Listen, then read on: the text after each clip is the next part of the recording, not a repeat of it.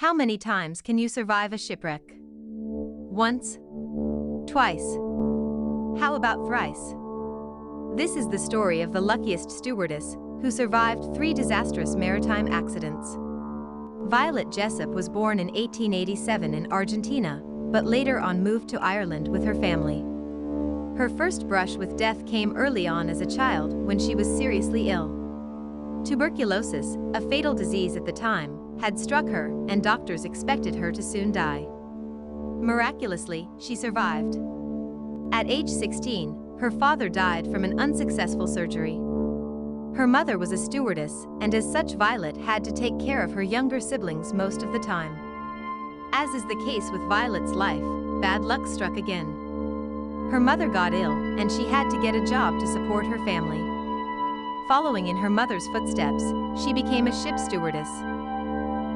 3 years into her career, she was hired on the RMS Olympic, the largest civilian ocean liner at the time. On the 20th of September 1911, the ship collided with a British warship and was seriously damaged. Fortunately, the ship was able to make it back to port without sinking, and no one died. The next year, Violet found herself aboard the unsinkable RMS Titanic. On the 14th of April, the ship struck an iceberg and sank less than 3 hours after the crash. Violet was one of the lucky few who got on a lifeboat and survived the fatal wreck. You might think that that is enough trouble for one person on the seas. But no. Violet still had more coming her way. A few years later, Violet was serving on the HMHS Britannic. Weirdly enough, this was a sister ship to both the Titanic and the Olympic.